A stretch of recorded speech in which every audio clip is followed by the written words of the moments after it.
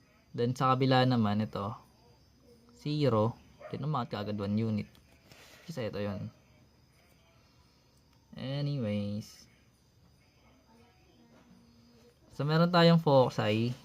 So, yung F natin, meron tayo dong dito yung center. Umangat tayo doon. Vertically. Dito tayo gagalaw sa 1. Sabihin, magkakaroon ka ng 3. Then, meron tayong 1. Plus minus yung square root of 7. Diba square root of 7 yung sinatin? Or pwede rin yung 2.65 kung gusto mo. Pero square root of 7 na lang. Then syempre, meron tayong f sub 1 or yung foci na una natin na 3. Tapos 1 plus square root of 7. Ito guys kung hindi nyo naintindihan yung sa radicals, meron tayong bits nyan dito madami. Kasi lagi nyo nang makikita yung mga radicals nyan kasi meron itong mga squared. If ever na nalilito kayo doon, try nyo panoorin muna yon. May mga operations din yan same sa integers tsaka sa polynomials. Pero pares lang naman yun ang concept. Magigets nyo yun doon. Anyways, meron tayong f sub 2 which is 3 tapos 1 minus square root of 7. So ito na yung mga endpoints mo. O ganun siya ginagawa. Sundan. Ito yung given. Ito yung general formula. General equation. Completing the square lang. Then maging standard form na siya. Makuha mo na yung center. Just yung orientation, nakadepende siya dito kung sino yung mas malaki, kung kanino siya under. Then yan, makuha mo na yung vertices. Kasi alam naman natin yung A laging mas malaki, so A squared. Ba't ba A squared niya lagay dito? Kasi pag tinignan mo yun sa original na formula, naka A squared siya. So ibig sabihin yung mga numbers na nakalagay dito sa baba, i-equate mo siya doon. Pero remember, hindi lahat na nandito sa una na number, siya yung A squared mo ha. Bali babasihan mo dito yung A greater than bilagay. So ngayon, kung yung isa is A squared na, edi yung kabila magiging B squared. Then square mo lang sila. Then makuha mo na yon. Then para makuha yung foci, yung formula yon, A squared minus B squared, simplify mo lang, square root, makuha mo na yon. Then after that, pwede mo na i-graph. Balik ka ulit sa orientation mo para malagay mo yung vertices. So kung nandito yung center, plug mo yon, nilagay mo yung vertices nun, co-vertices, then yung foci. Then copy mo yung center para makuha mo yung endpoints. Balik ka lagi sa graph. Kuha ka ng horizontal, tapos vertical. Then kung kanino gumagalaw yung points, doon mo idadagdag yung A or yung B mo, pati yung C. Same dito, meron kang vertices na 3. Nandito yung vertices natin na vertically. So dito tayo gagalaw sa 1. Then yung co-vertices naman nasa left and right, dito tayo gagalaw sa 3. Then yung foci vertical din, dito ulit gagalaw sa 1. And yun na yung buod nun para dito. Gets mo? Hindi. Sayang naman. Chat nyo nga kung naintindihan nyo. And live ko to hindi nyo naintindihan pinaggagawa ko, sayang. Hindi, ipapost ko yan guys bukas. Pero may mga vids na ako na related dyan dito. Nandito siya. Ayun yung panoorin yung ano ko. Mga vids ko sa ano. Ibang topic naman. Anong topic?